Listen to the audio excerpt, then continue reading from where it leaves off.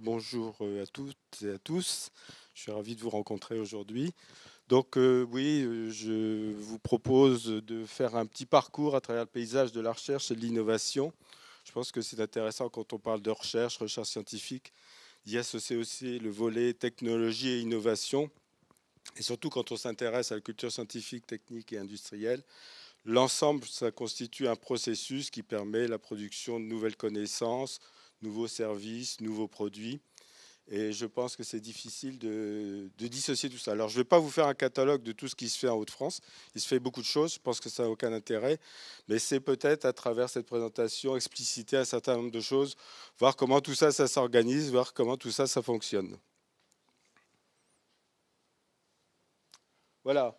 Donc ça, c'est pour vous montrer que c'est vrai qu'avec la recherche, il y a tout un ensemble, il y a tout un vocabulaire, un jargon, il y a beaucoup de mots qui y sont associés et qui ne sont pas forcément toujours d'une limpidité et d'une compréhension totale.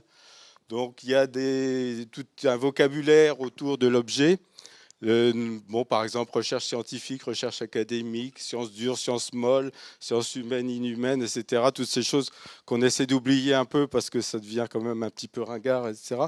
Mais on en entend encore parler un petit peu. Notion de formation doctorale, de transfert de technologie, R&D, recherche et développement, qui est plutôt la recherche menée dans les entreprises, et puis l'innovation, qui est liée à la recherche scientifique. On passe de la recherche scientifique vers l'innovation, vers les produits, les services et les marchés. Voilà, tout ça, ça forme un continuum. Et puis alors, dans les acteurs, il y a beaucoup d'acteurs aussi qui sont répartis sur l'ensemble des territoires, hein, pas seulement en Hauts-de-France, avec une composante importante qui est l'enseignement supérieur et la recherche, où on trouve les universités, les écoles d'ingénieurs, les organismes de recherche. Voilà, tout un paysage, je ne vais pas rentrer dans le détail parce que je n'ai pas le temps, mais on va en voir quelques exemples à travers les diapos qui vont suivre. Voilà, là, c'est pour vous montrer, bon voilà, c'est la carte des Hauts-de-France. Et pour vous montrer que là, c'est tout, c'est pas tout, mais une grande partie des organismes, des structures impliquées dans des activités de recherche et d'innovation. Alors, je ne vais pas tout vous présenter. Ce qui est important de voir, c'est qu'il y a des pôles, des centres, c'est-à-dire qu'il n'y a pas quelque chose de diffus sur l'ensemble du territoire, mais que la recherche et l'innovation, elle est centrée dans des pôles. Alors on voit notamment évidemment là le pôle de la métropole lilloise et tout ce qui va autour, où effectivement là on a une densité d'acteurs et de structures qui est relativement importante. Et après ça, bon, il y a aussi à Amiens, et puis quelques structures un peu dans quelques villes de taille moyenne, genre Saint-Quentin, Beauvais, etc. Mais on voit qu'il y a nécessité d'une concentration. Pourquoi? Eh bien parce que c'est sûr que maintenant la recherche, on ne peut plus la faire comme on la faisait il y a 300-400 ans. Faire de la recherche, de l'innovation, ça nécessite des moyens, des équipements importants qui sont onéreux. Et puis ça nécessite aussi de plus en plus une transversalité qui impose, qui rend nécessaire la proximité d'équipes de recherche transdisciplinaires, donc qui vont pouvoir échanger entre elles et qui vont apporter réellement de la nouveauté. Donc l'idée de la recherche tout seul dans son coin, dans l'arrière-cuisine, c'est évidemment bien fini. Maintenant, donc, on a des ensembles de recherche qui vont fonctionner ensemble et qui vont fonctionner avec des moyens qui sont conséquents, qui sont de plus en plus importants. Alors, comment ça se passe en Hauts-de-France? Eh bien, il y a déjà l'enseignement supérieur, la recherche, donc en Hauts-de-France, qui constitue la recherche académique, avec un certain nombre d'acteurs. Les principaux acteurs, ce sont les universités, les, les organismes de recherche et les écoles d'ingénieurs, plus d'autres structures qui y contribuent aussi. Alors comment ça se passe en Hauts-de-France? On a en fait deux gros blocs, ce qui correspond un petit peu à ce qu'on voyait sur la carte tout à l'heure. Hein, il y a Lille, et puis il y a Amiens, et puis quelques sites à côté. Donc les politiques, disons, de recherche qui ont été menées sur le territoire national ont incité beaucoup les établissements à se regrouper, à former des ensembles. Alors avec des logiques qui parfois ne sont pas tout à fait cohérentes. Mais enfin, parfois on a des superpositions de choses. Donc actuellement, disons dans l'organisation des activités universitaires, on a deux grands ensembles. Il y a d'abord la commu Lille Nord-de-France, donc qui regroupe l'ensemble des universités du Nord-Pas-de-Calais, hein, si on veut dire ça, avec les universités de Lille 1, 2, 3, qui avant fonctionnaient chacune de façon relativement autonome, avec chacune des spécificités. Hein. Lille 1, c'est plutôt la composante scientifique. Lille 2, c'est santé, droit et économie. Et puis Lille 3, c'est les sciences humaines. Voilà, donc là, l'idée, c'était de rassembler tout ce petit monde-là, et là encore, pour favoriser les échanges, pour favoriser la transversalité. Et puis, il y a d'autres universités sur ce territoire, que sont les universités d'Artois, Valenciennes au Cambrésis, et puis Littoral, Côte d'Opale, l'ULCO, qui sont également associés dans cette communauté d'universités et d'établissements. Donc commu, ça veut dire communauté d'universités et d'établissements. Et puis à cela vient s'ajouter l'Université catholique de Lille, l'École des mines de Douai et l'École centrale de Lille. Alors, tout ça pour vous dire que ça fait déjà une masse, évidemment, d'étudiants qui est très importante, mais aussi un potentiel d'enseignants-chercheurs et de chercheurs qui est important, puisque vous voyez, là, il y a, bon, les chiffres, hein, je ne garantis pas, parce que selon les sources, c'est plus ou moins important, mais enfin, c'est de l'ordre de 4600 chercheurs et enseignants-chercheurs, donc sur tout cet ensemble-là, auquel il faut rajouter pour la partie recherche, les doctorants, donc 3000 doctorants, ce qui n'est pas négligeable. Alors, les doctorants, ce sont les futurs chercheurs ou enseignants-chercheurs qui passent donc par cette étape de doctorat qui est organisée par les universités. Donc c'est un apprentissage pendant 3 ans à l'issue de 5 années d'études et 3 ans pendant lesquels ces étudiants, puisque ce sont encore des étudiants, salariés certes, mais étudiants, vont faire véritablement de la recherche et constituent un potentiel pour développer les activités de recherche dans les laboratoires. C'est pour ça qu'on peut aussi les compter dans les chercheurs et enseignants-chercheurs, même s'ils ont un statut un petit peu à part. Voilà. Et donc, en gros, ça regroupe près de 150 unités de recherche, ce qui correspond à un potentiel, évidemment, qui est important. Alors, de l'autre côté, donc sur la partie sud de la région, vous avez l'autre bloc qui est l'association. Donc, c'est une autre formule de regroupement des établissements d'enseignement supérieur et de recherche. Donc, l'association Picardie Université, qui regroupe l'Université de Picardie Jules Verne, l'Université de technologie de Compiègne, et puis des écoles d'ingénieurs, Unilassal, les SIESCOM et SAD. Voilà, donc là, ça fait un ensemble d'environ 1500 enseignants-chercheurs et chercheurs, et puis je crois qu'il y a à peu près 300 doctorants. Voilà, donc tout ça, ça forme ces ensembles que vous avez vus sur la carte et qui correspondent à un potentiel donc important pour la recherche dite académique. Donc la recherche qui va concerner toutes sortes de disciplines, que ce soit la chimie, la physique, les mathématiques, l'informatique, et également les sciences humaines, psychologie, sociologie, philosophie et sciences littéraires. Voilà, donc pratiquement toutes les sciences sont représentées et sont développés dans ces blocs-là, avec une composante particulière que je vais évoquer, c'est la composante santé, dans laquelle il y a des établissements qui interviennent aussi pour la recherche. Il y a 2 CHU, donc centres hospitalo-universitaires, dont l'un est implanté dans la métropole lilloise et l'autre à Amiens.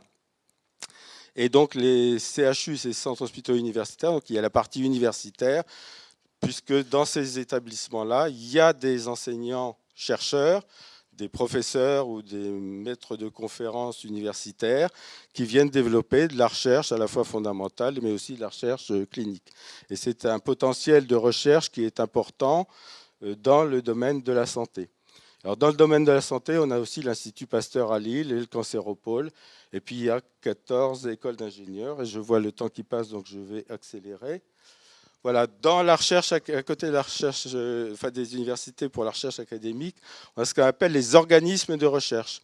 Alors, ce sont des structures qui ont généralement un caractère national et qui sont répartis sur les différentes régions du territoire national. Donc, je vous en ai mis les principaux. Il y a le CNRS, Centre national de la recherche scientifique, qui a une délégation en Nord-Pas-de-Calais-Picardie. Donc, c'était déjà Nord-Pas-de-Calais-Picardie, donc c'était préfiguration du regroupement régional. Il y a l'INSERM pour la recherche médicale, il y a l'INRA pour la recherche agronomique, qui est là et répartie sur tout un grand nord, disons, de la France. L'INRIA pour l'informatique et l'automatique, et puis l'IFSTAR, qui est un nouvel organisme qui dérive de l'INRETS, qui qui travaille sur tout ce qui est transport, aménagement et réseau.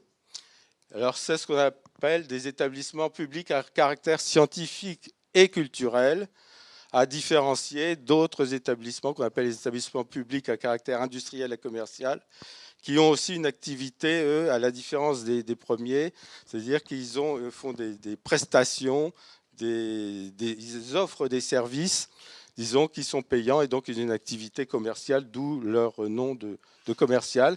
Donc il y a l'INERIS sur les risques industriels et environnementaux qui est à Verneuil-en-Alatte dans le sud de la Picardie, l'IFREMER à Boulogne-sur-Mer sur toutes les questions de la mer, l'ONERA qui est dans la métropole lilloise sur les recherches aérospatiales, et puis il y a une antenne du BRGM aussi sur les recherches géologiques et minières. Voilà, alors il faut savoir que, bon, je vous ai dit qu'il y avait énormément de domaines qui étaient couverts par tout cet ensemble d'enseignants-chercheurs et de chercheurs. Il y a néanmoins des domaines d'excellence qui sont plus reconnus, notamment au niveau national et international. C'est notamment le domaine des mathématiques, de la santé, des sciences de l'ingénieur, mais il y a aussi, la région est aussi en bonne place pour la chimie et les sciences humaines et sociales. Voilà, alors ce qui caractérise aussi la région et ce qui la différencie de d'autres régions, c'est qu'il y a aussi de la recherche, à côté de la recherche académique, donc on trouve dans les universités, les écoles d'ingénieurs et les grands organismes, il y a une recherche privée, c'est-à-dire une recherche qui est menée dans les entreprises avec des chercheurs au sens où on l'entend dans le monde académique, c'est-à-dire des gens qui ont leur doctorat, mais il y a aussi des ingénieurs qui participent aux travaux qu'on appelle les travaux de R&D, qui sont menés donc dans des départements de recherche et développement dans les entreprises et qui permettent de développer des recherches avec une finalité qui est proche, qui est en lien avec les activités de l'entreprise. Alors, ce qui caractérise les Hauts-de-France, c'est qu'en Hauts-de-France, l'importance de cette recherche privée est pratiquement comparable à celle de la recherche académique, ce qui n'est pas le cas dans d'autres régions. Donc elle est particulièrement importante, avec un total de plus de 9000 emplois à temps plein et 4800 chercheurs. Voilà. Donc un potentiel important. Alors, à côté de toutes ces structures, il y a tout un tas d'outils, d'autres structures qui viennent pour compléter le dispositif. Alors, les pôles de compétitivité, je vais en parler très très rapidement. C'est des structures qui ont été créées en 2005 pour faire le lien entre la recherche et le développement des entreprises et l'innovation. Donc, il y a en Hauts-de-France 8 pôles de compétitivité qui ont été créés à cette époque-là, dont certains de dimension internationale et d'autres de rayonnement plus régional. Je n'entre pas dans le détail, sinon ça va être trop long. Voilà. Et puis, alors, pour participer aussi à ce lien qui est nécessaire entre la recherche, les développements de l'innovation et les développements économiques, il y a tout un tas de structures, les clusters, qui sont des réseaux en fait de centres de développement technologique, les incubateurs qui permettent d'accompagner les créateurs d'entreprises, les instituts Carnot qui développent des projets de recherche en lien avec les entreprises. Voilà tout un tas d'outils qui ont été renforcés, et j'en terminerai là, avec l'arrivée des investissements d'avenir. Donc c'était en 2010, un gros investissement de plusieurs dizaines de milliards d'euros, dont 22 milliards pour l'enseignement supérieur et la recherche.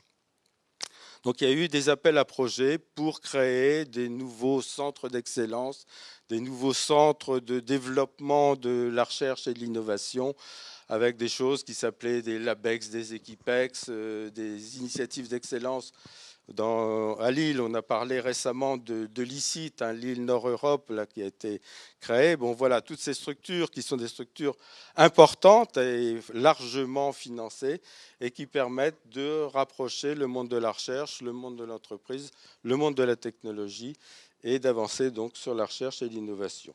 Et j'en resterai là parce que je crois que c'est le temps, hein.